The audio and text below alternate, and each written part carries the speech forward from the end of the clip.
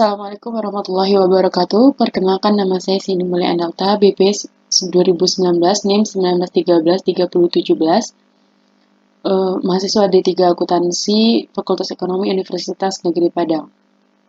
Di video kali ini saya akan menjelaskan sedikit tentang siklus akuntansi perusahaan jasa. Langsung saja kita lihat soalnya.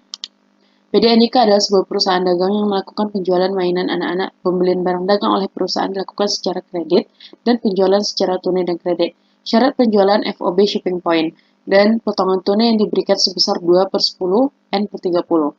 Berikut adalah transaksi PD Andika pada bulan Juli 2020, awal berdirinya perusahaan, yaitu yang pertama, Tura Andika, pemilik perusahaan menyerahkan uang tunai. Perusahaan membeli, membayar, membeli, menjual. Kemudian di sini juga ada menjual lagi, dan di sini juga ada membeli.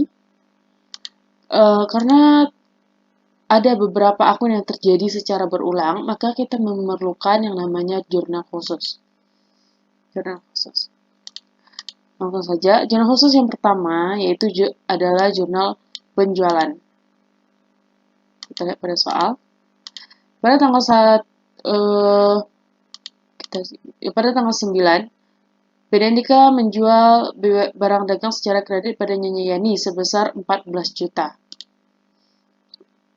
Kita masukkan, jangan lupa membuat tanggal dan tahun dan bulan. Kemudian kita masukkan transaksi yang pertama, yaitu pada tanggal 9, menjual barang kepada Nyonya Yani sebanyak 14 juta. Kemudian transaksi yang kedua, pada tanggal 10 menjual barang dagang secara kredit kepada Nyonya Ita sebesar 15 juta. Pada Nyonya Ita sebesar 15 juta. Yang berikutnya kita lihat lagi, menjual barang dagang secara tunai. Ini nanti masuk ke dalam, kalau tunai dia masuk ke dalam jurnal khusus penerimaan kas. Kita lanjut, menjual barang dagang secara kredit pada Nyonya Maya sebesar 20 juta. Sebesar 20 juta.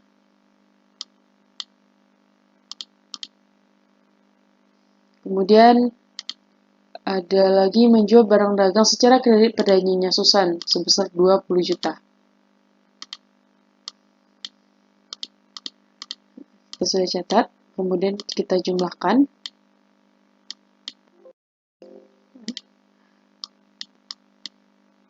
Maka hasilnya 69 juta. Setelah kita membuat jurnal khusus jurnal penjualan, maka selanjutnya kita posting ke dalam buku pembantu piutang. Sini ada Nyonya Yani, Nyonya Ita, Nyonya Maya, dan Nyonya Susan. Kita lihat, Nyonya Yani sebesar 14 juta. Kita posting. Setelah kita posting ke dalam buku pembantu piutang, jangan lupa di sini kita harus mengisi referensinya dengan tanda checklist. Selanjutnya Nyonya Ita sebesar 15 juta. Jangan lupa referensi juga di checklist. Ada Nyonya Maya sebesar 20 juta. Kita checklist juga referensi. Dan terakhir ada Nyonya Susan sebesar 20 juta.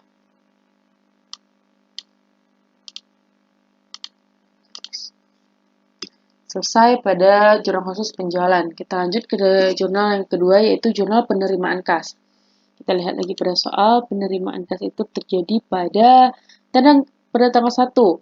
Tuan Andika, pemilik perusahaan, menyerahkan uang tunai ke dalam perusahaan sebesar 120 juta. Ini merupakan penerimaan kas, di mana merupakan modal Andika.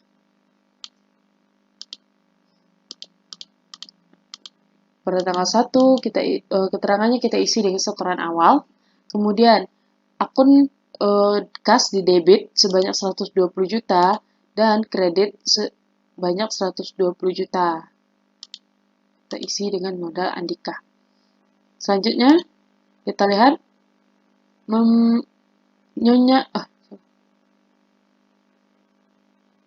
selanjutnya yaitu pada Menjual barang dagang secara tunai pada Bapak Yanto sebesar 10 juta. Penjualan secara tunai kita masukkan ke dalam jurnal khusus penerimaan kas. Pada tanggal 10 penjualan tunai, kas di debit 10 juta dan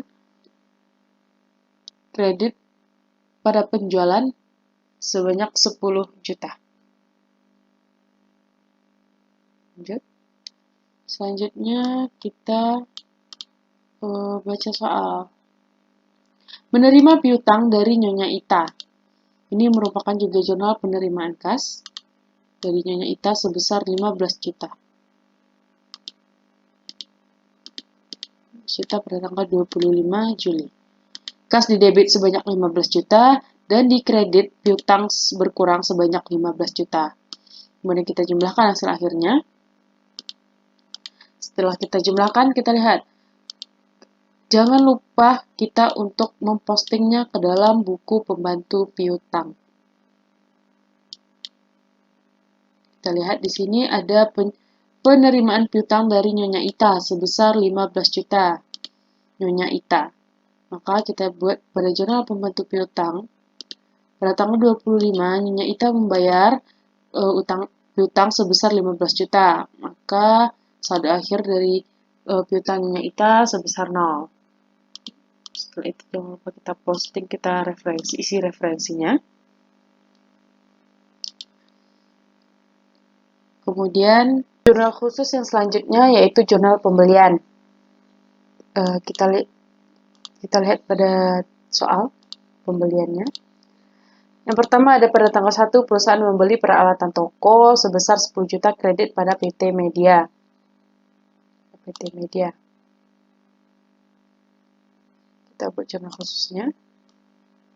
Pada PT Media, akun yang kita dapatkan yaitu pembelian di debit sebesar 10 juta dan utang dagang di kredit bertambah 10 juta. Kemudian kita lanjutkan.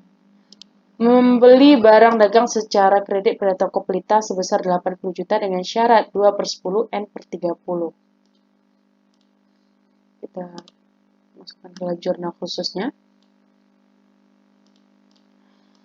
Pada tanggal 3, membeli barang dagang pada toko pelita dengan syarat 2/10 N/30, pembelian 80 juta di debit dan utang dagang 80 juta di kredit. Selanjutnya, membeli barang dagang secara kredit pada PD Amanah sebesar 40 juta dengan syarat 2/10 dan N/30.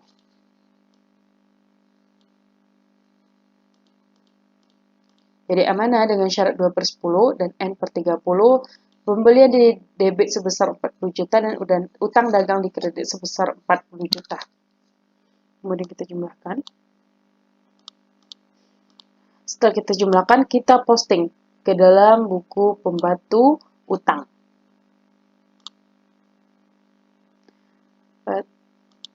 Di sini ada PD Media sebesar 10 juta. Kita posting ke buku pembantu utangnya sebesar 10 juta. Jangan lupa kita checklist referensi. Yang kedua ada toko pelita sebesar 80 juta. Pada toko pelita sebesar 80 juta. Kita checklist referensi. Kemudian yang ketiga ada PD Amanah sebesar 40 juta. Kita checklist referensi. Setelah kita posting ke dalam buku pembantu utang. Selanjutnya kita akan membuat jurnal khusus, jurnal pengeluaran kas. Kita lihat pada soal.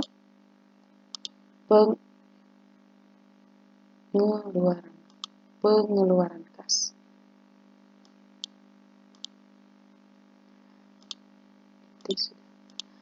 Pada tanggal 2 membayar sewa toko pada PT Pembangunan Sumbar untuk 6 bulan sebanyak 30 juta. Kita buat jurnal khususnya. Pada tanggal 2 membayar sewa pada PT Pembangunan Sumbar sebesar 30 juta, kita dapatkan akun sewa dibayar di muka di debit sebesar 30 juta dan akun kas 30 juta di kredit. Selanjutnya, membayar utang pada toko pelita. Kita lihat utang kita pada toko pelita pada buku pembantu piutang sebesar 80 juta. Kita masukkan, kita membayar utang pada toko pelita pada tanggal 17 sebesar 80 juta. Kita lihat, sebelum kita posting ke dalam akun, ke dalam jurnal khusus, kita lihat dulu syarat pembelian yang telah kita sepakati tadi. Pada toko pelita syaratnya yaitu 2/10 N/30. Tanggal pembelian pada tanggal 3 dan tanggal pembayaran kita bayar pada tanggal 17. Maka syarat ini tidak kita dapatkan karena kita melakukan pembayaran lebih dari 10 hari. Maka tetap yang kita bayar yaitu sebanyak 80 juta. Utang kas kita berkurang di debit 80 juta dan kas kita berkurang di kredit sebesar 80 juta. Kemudian kita jumlahkan. Setelah kita jumlahkan, langkah selanjutnya yaitu memposting ke dalam buku pembantu utang. Kita lihat di sini ada toko pelita. Kita membayar utang pada toko pelita sebesar 80 juta. Maka utang kita terhadap toko pelita sudah lunas. Jangan lupa untuk mengisi referensinya. Selanjutnya kita akan menggunakan satu jurnal umum karena pada soal kita mempunyai satu transaksi yang tidak berulang, yaitu pada tanggal 26, Nyonya Susan mengembalikan barang dagang yang rusak sebesar 2 juta. Maka kita masukkan ke dalam jurnal umum. Pada tanggal 26 Juli 2020, akunnya yaitu retur penjualan di debit dan piutang dagang di kredit. Kita jelaskan di sini ini transaksinya siapa, yaitu transaksi Nyonya Susan sebesar 2 juta. Setelah kita buat jurnal umum, selanjutnya jangan lupa kita di sini ada piutang dagang. Kita posting dulu ke dalam buku pembantu piutangnya Nyonya Susan. Nyonya Susan pada tanggal 20 melakukan retur penjualan sebesar 2 juta. Maka saldo akhir dari Nyonya Susan saldo akhir piutang dari Nyonya Susan yaitu sebesar 18 juta. Jangan lupa, referensi harus kita checklist. Setelah kita membuat jurnal khusus dan jurnal umum, kita lanjutkan dengan memposting ke dalam buku besar. Akun pertama yang akan kita posting adalah akun kas. Jangan lupa untuk selalu menuliskan nomor akun untuk setiap nama akun. Langsung saja kita buatkan tahun dan bulannya. Kita lihat pada jurnal khusus, terjadi penerimaan kas sebanyak 145 juta di debit. Kita posting ke dalam buku besar. Pada keterangan kita buat penerimaan kas, referensi kita buat JKM. JKM ini jurnal kas masuk sebesar 145 juta. Jangan lupa pada jurnal khusus kita harus membuatkan kode akun tempat kita memposting akun tersebut. Di sini kita bisa buatkan 101. Kemudian kita lihat lagi jurnal pengeluaran kas. Kita mendapatkan kas di kredit sebesar 110 juta. Pada pengeluaran kas, kita mendapatkan akun kas di kredit sebesar 110 juta. Referensinya ini kita isi JKK, yaitu jurnal kas keluar. Maka hasil saldo sementara untuk akun kas yaitu sebesar 35 juta rupiah. Lanjut, jangan lupa untuk membuat referensinya, yaitu pada akun 101.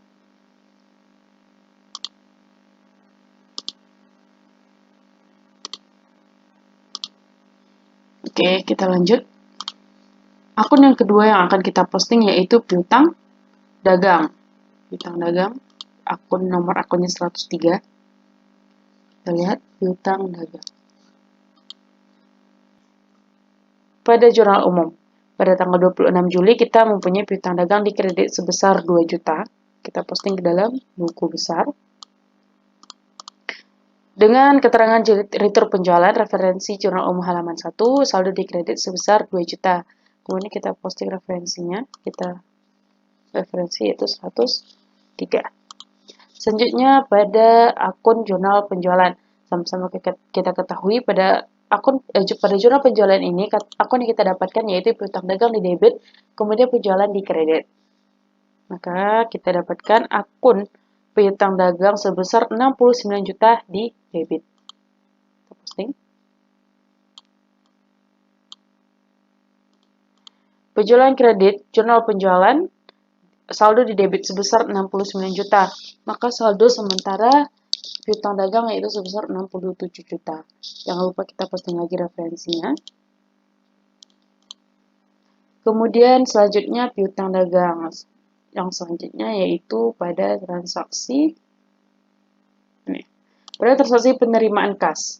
Kita dapatkan piutang dagang sebesar 15 juta di kredit. Kita posting ke dalam buku besar. Referensinya itu jurnal kas masuk sebesar 15 juta di kredit. Maka saldo akhir sementara dari piutang dagang yaitu 52 juta. Jangan lupa untuk posting ke dalam buku besar, ke dalam referensi. Ya. Akun selanjutnya yang akan kita posting yaitu sewa dibayar di muka. Kita lihat sewa dibayar di muka pada khusus. Sewa dibayar di muka. Pada tanggal 2 membayar sewa pada PT Pembangunan Sumbar. Maka kita dapatkan akun di debit sewa dibayar di muka sebesar 30 juta. Kita posting di dalam buku besar. Referensinya jurnal kas keluar sebesar 30 juta di debit. Maka saldo sementara dari sewa dibayar di muka yaitu 30 juta. Jangan lupa untuk mengisi referensinya. 08. Selanjutnya, akun utang dagang. Utang dagang yang pertama, kita lihat pada jurnal pembelian. Pada jurnal pembelian, kita mempunyai utang dagang di kredit sebesar 130 juta. Kita posting ke dalam buku besar. Penjualan pembelian kredit. Referensinya JB yaitu jurnal beli. Di saldo kita 130 juta di kredit. Maka saldo sementara yaitu 130 juta di kredit. Jangan lupa untuk mengisi referensi. Utang dagang 1201.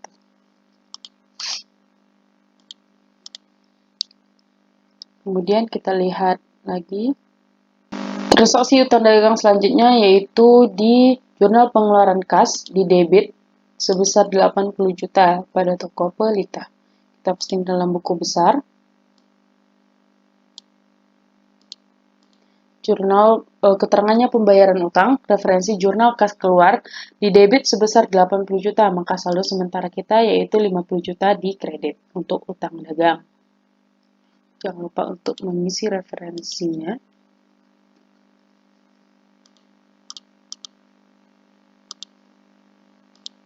Lanjutkan ke akun selanjutnya, yaitu pada akun modal. Modal Tuan Andika. Kita lihat pada jurnal. Setoran awal yaitu sebesar 120 juta modal kita dapatkan di kredit. Kita posting.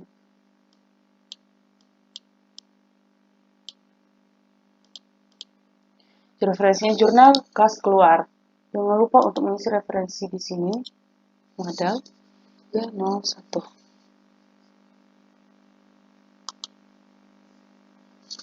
Selanjutnya yaitu akun yang akan kita posting penjualan. Kita lihat akun penjualan yang pertama. Pada jurnal penerimaan kas, kita melakukan penjualan tunai sebesar 10 juta. Maka kita dapat posting ke dalam buku besar penjualan pada penjualan tunai yaitu sebesar 10 juta. Referensinya jurnal kas masuk. Jangan lupa untuk mengisi referensi di sini penjualan. 401.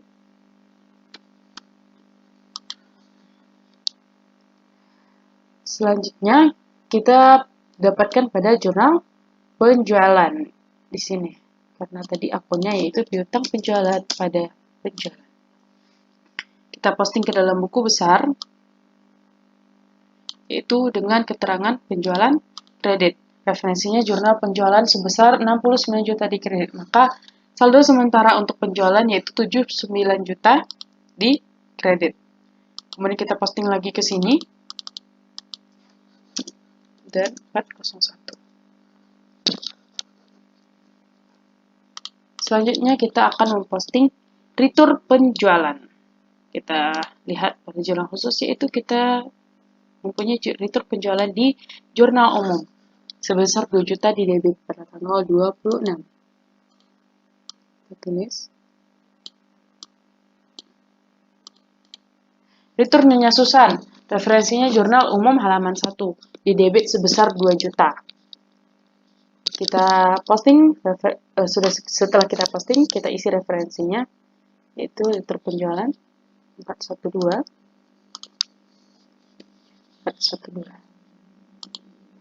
Sudah. Selanjutnya kita memposting pembelian barang dagang. Kita lihat pada akun pembelian barang dagang, kita mempunyai akun pembelian di debit sebesar 130 juta. Kita posting ke dalam buku besar pembelian barang dagang sebesar 130 juta, referensinya yaitu jurnal beli. Setelah kita posting, jangan lupa kita isi referensi di jurnal khusus 501.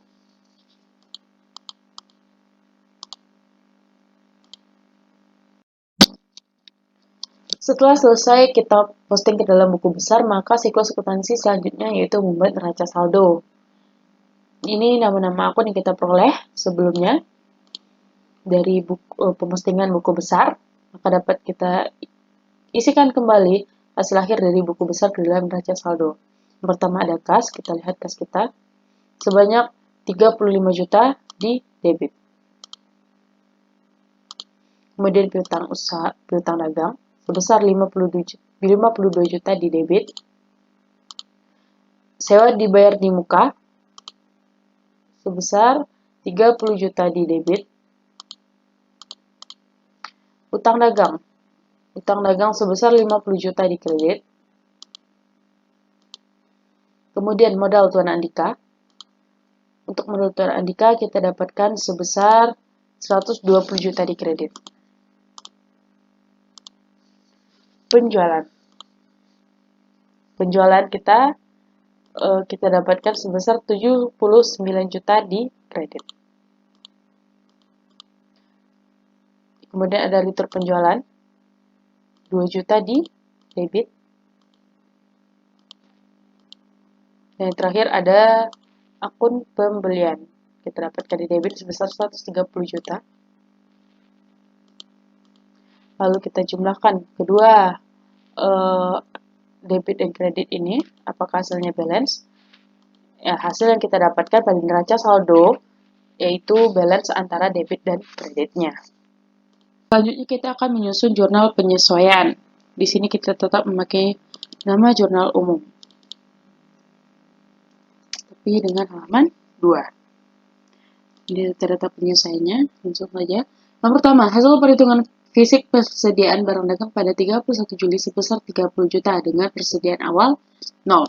Maka akun yang akan kita buat yaitu, karena persediaannya 0, maka akun yang kita buat yaitu persediaan barang dagang di debit dan ikhtisar laba rugi di kredit sebesar 30 juta. Jangan lupa untuk mengisi referensi. Selanjutnya, sewa yang telah jatuh tempo 1 bulan. Kita lihat soal sebelumnya. Yang diminta di sini sewa yang telah jatuh tempo selama 1 bulan. Pada soal sebelumnya kita ketahui bahwa BD Andika membayar sewa toko sebesar 30 juta untuk 6 bulan. Maka dapat kita simpulkan bahwa untuk 1 bulan kita akan membayar sebesar 5 juta.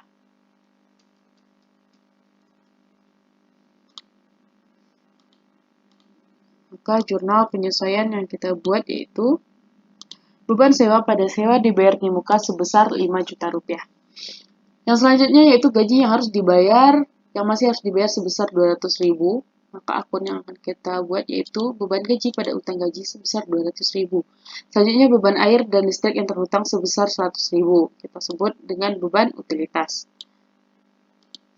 Maka akunnya beban utilitas pada utang dagang sebesar 100.000. Yang terakhir ada penyusutan peralatan sebesar 100.000. Maka akun yang akan kita buat yaitu beban penyusutan peralatan di debit dan akumulasi penyusutan peralatan di kredit sebesar 100.000. Setelah menyusun jurnal penyesuaian, jangan lupa untuk memposting ke dalam buku besar kembali. Kita lihat di sini ada persediaan barang dagang.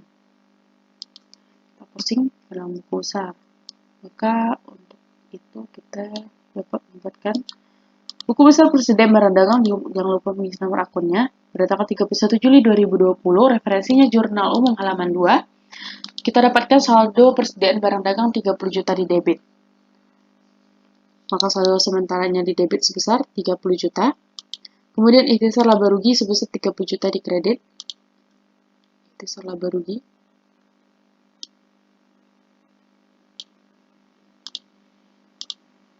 Ini referensinya jurnal umum halaman 2. Dan lihat lagi beban sewa pada sewa dibayar di muka sebesar 3 juta. Kita posting. Beban sewa dibayar di muka. Sebesar referensinya jurnal umum halaman 2 sebesar 5 juta di kredit, kemudian beban sewa.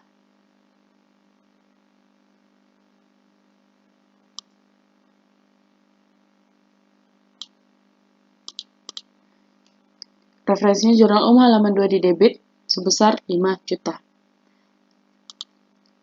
Kemudian beban gaji pada utang gaji sebesar 200.000.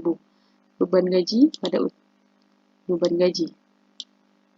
Kita posting di dalam buku besar, referensinya sama yaitu jurnal umum halaman 2 pada utang gaji. Referensinya sama, jurnal umum halaman 2, saldo yang kita dapatkan yaitu di kredit sebesar 200.000.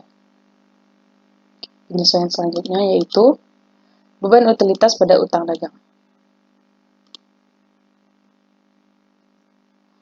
Beban utilitas. Bayar listrik dan air. Referensinya sama yaitu 2 JU halaman 2 sebesar 100.000 di debit. Kemudian pada utang usaha utang dagang. Lihat.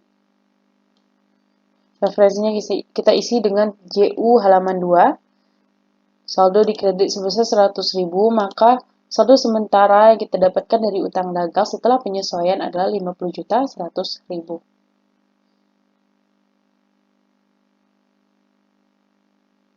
Kemudian kita lihat lagi beban penyusutan peralatan pada akumulasi penyusutan peralatan.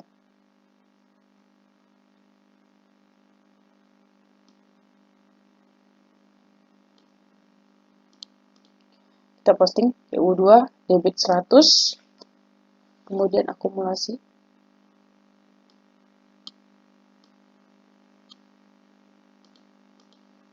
Setelah kita posting seluruh dari jurnal penyesuaian. Setelah ini kita bisa melanjutkan dengan menyusun neraca saldo setelah penyesuaiannya. Setelah memposting ke dalam buku besar, dapat kita susun neraca saldo setelah penyesuaiannya. Ini akun-akun yang kita dapatkan sebelumnya. Lanjut. Yang pertama kita lihat dari akun kas. Kas kita tetap sebesar 35 juta. Kemudian persediaan barang dagang 30 juta di debit. Piutang 50 juta di debit tetap. Kemudian ada sewa dibayar di muka 25 juta tetap di debit. Kemudian akumulasi penyusutan peralatan kita dapatkan dari jurnal penyesuaian tadi 100.000 di kredit.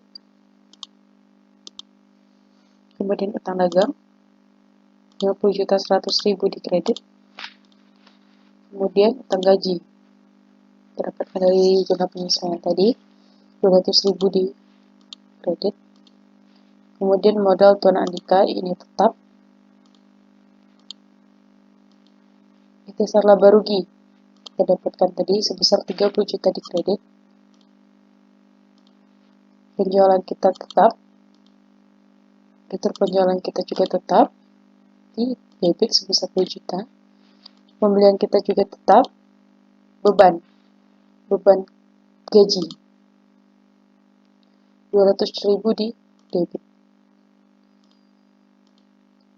Kemudian beban sewa sebesar 5 juta di debit. Beban penyusutan peralatan dan utilitas 100.000 di debit. Maka selanjutnya kita jumlahkan apakah hasil dari neraca saldo setelah penyesuaian ini balance. Ya, hasil dari neraca saldo setelah penyesuaian balance. Maka kita bisa lanjut ke dalam siklus akuntansi selanjutnya. Selanjutnya itu menyusun laporan keuangan untuk PD Andika. Yang pertama ada laporan laba rugi periode yang berakhir 31 Juli 2020. Penjualan dari PD Andika sebesar 79 juta, tidak ada potongan penjualannya. Retur penjualannya sebesar 2 juta.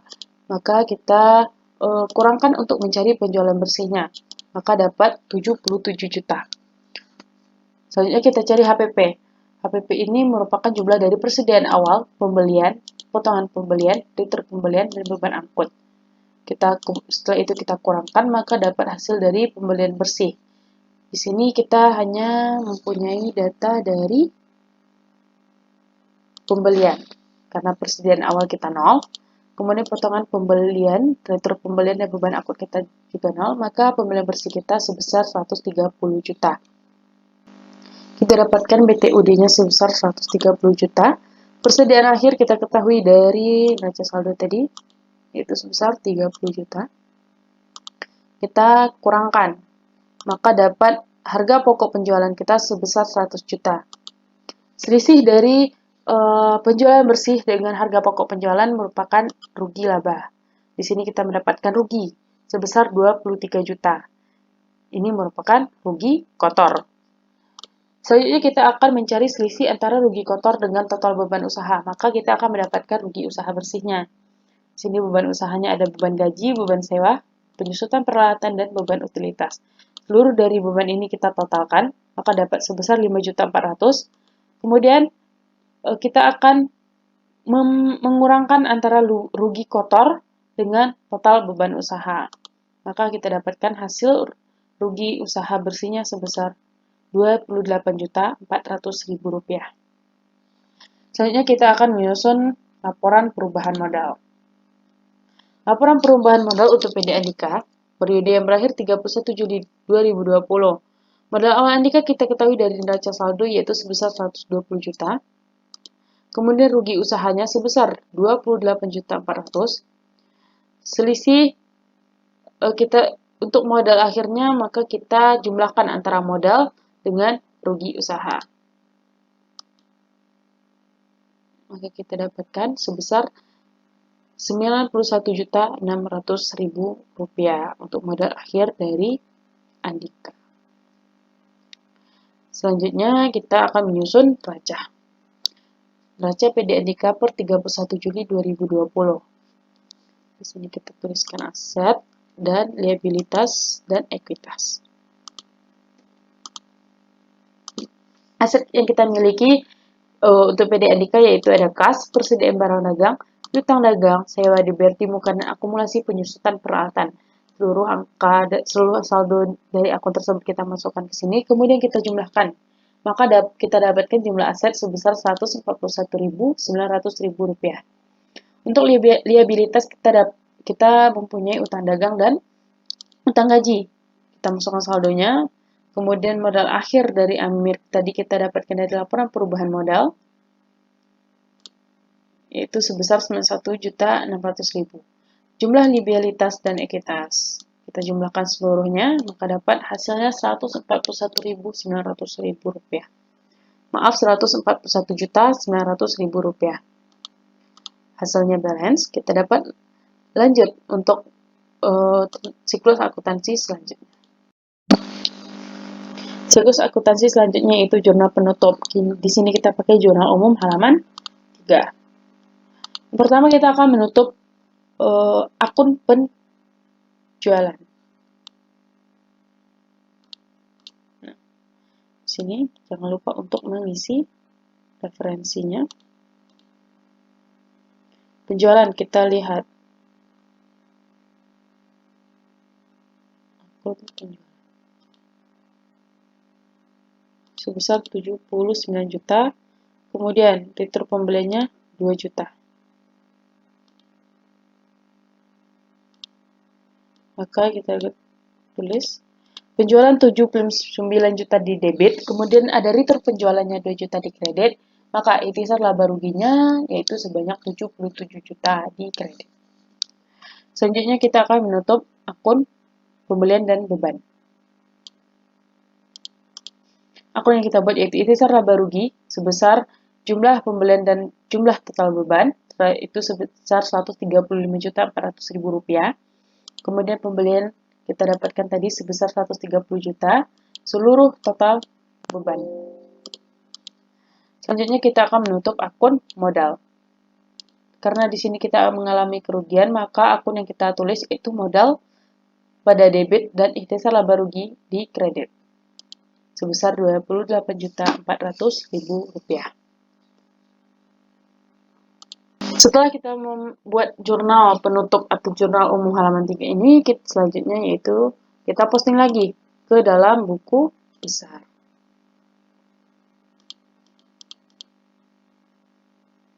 Jurnal penutup yang pertama, yaitu ada penjualan di debit dan return penjualan dan ikhtisar laba rugi di kredit. Maka kita buat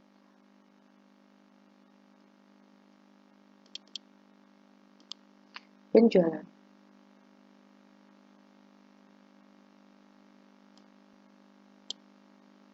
Untuk referensinya kita isi dengan jurnal umum halaman 3 dengan saldo di debit 79 juta. Maka akun penjualan kita tutup, saldo akhirnya yaitu 0. Selanjutnya ada return penjualan sama, YU halaman 3 kita tutup hasilnya 0. Selanjutnya ada akun ikhtisar laba rugi.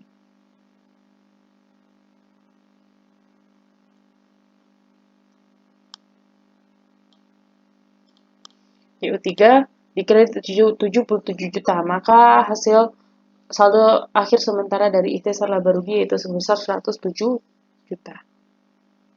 Selanjutnya jurnal penutup, yaitu menutup akun pembelian beban. Kita tutup di buku besar. Pembelian sebesar 130 juta kita tutup. Maka saldo akhir dari pembelian yaitu 0. Kemudian seluruh beban kita tutup.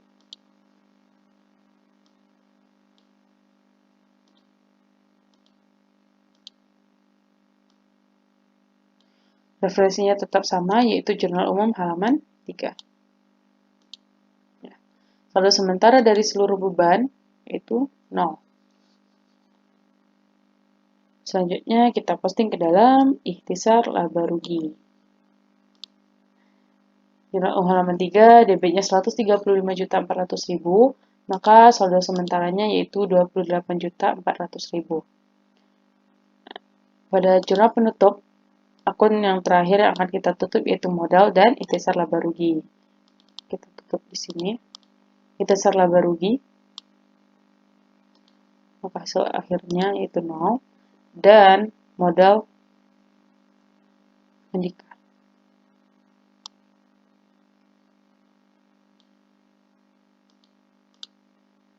Kita tutup dan mendapatkan hasil akhir dari modal Andika sebesar 91.600.000 rupiah. Setelah kita posting ke dalam buku besar, langkah selanjutnya yaitu membuat neraca saldo setelah penutupan per 31 Juli 2020. Ini akun-akun tersisa ya dari setelah penutupan. Kasnya kita tetap yaitu 35 juta, persediaan kita juga tetap, piutang dagang kita juga tetap, sewa di Berni muka kita juga tetap, akumulasi tetap, utang dagang sama, utang gaji, dan modal Tuan Andika ini kita ambil modal akhir, yaitu 91.600.000. Kita jumlahkan apakah ini balance. Hasil dari neraca saldo setelah penutupan balance. Maka kita dapat melakukan langkah yang terakhir, yaitu jurnal pembalik. Jurnal pembalik, kita beri jurnal umum halaman 4. Per 1 Agustus 2020. Jurnal pembalik ini kita akan membalik akun di jurnal penyesuaian. Tetapi tidak seluruh akunnya, hanya beberapa yang akan kita jadikan neraca di awal bulan Agustus 2020. Yang pertama, kita mempunyai akun utang gaji pada beban gaji. Kita lihat pada jurnal penyesuaiannya. Beban gaji, utang gaji. Sebelumnya beban gaji di debit, utang gaji di kredit. Maka pada jurnal pembalik, posisinya akan kita balik, yaitu utang gaji di debit dan beban gaji di kredit sebesar 200.000. Jangan lupa untuk mengisi referensi. Selanjutnya, pada tanggal 1, ada utang dagang di debit dan beban utilitas di kredit. Seperti yang kita balik dari jurnal penyesuaian. Beban utilitas di debit, utang dagang di kredit, kita balik menjadi utang dagang di debit, beban utilitas di kredit. Setelah membuat jurnal pembalik, jangan lupa untuk memposting lagi ke dalam buku besar. Tadi ada akunnya, jurnal pembalik, utang gaji pada beban gaji sebesar 200.000. Utang gaji pada beban gaji. Kita buat ini baru Agustus 2020 pada tanggal 1. Referensinya kita isi dengan jurnal umum halaman 4 untuk jurnal pembalik. Saldo di debit sebesar 200.000. Maka saldo akhir untuk awal Agustus 2020 yaitu 0. Selanjutnya yaitu beban gaji. Beban gaji untuk periode awal Agustus 2020 sebesar 200.000 di kredit. Selanjutnya, ada utang dagang dan beban utilitas sebesar 100.000. Utang dagang dan beban utilitas. Utang dagang.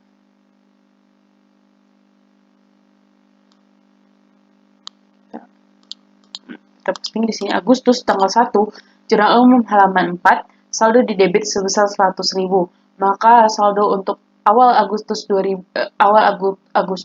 tahun 2020 untuk utang dagang sebesar 50 juta.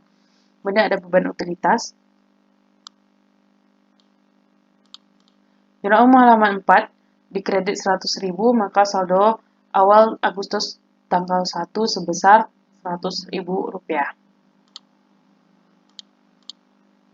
Mungkin hanya itu yang dapat saya sampaikan sedikit tentang siklus akuntansi perusahaan dagang. Terlebih terkurang saya mohon maaf. Saya sudahi. Assalamualaikum warahmatullahi wabarakatuh.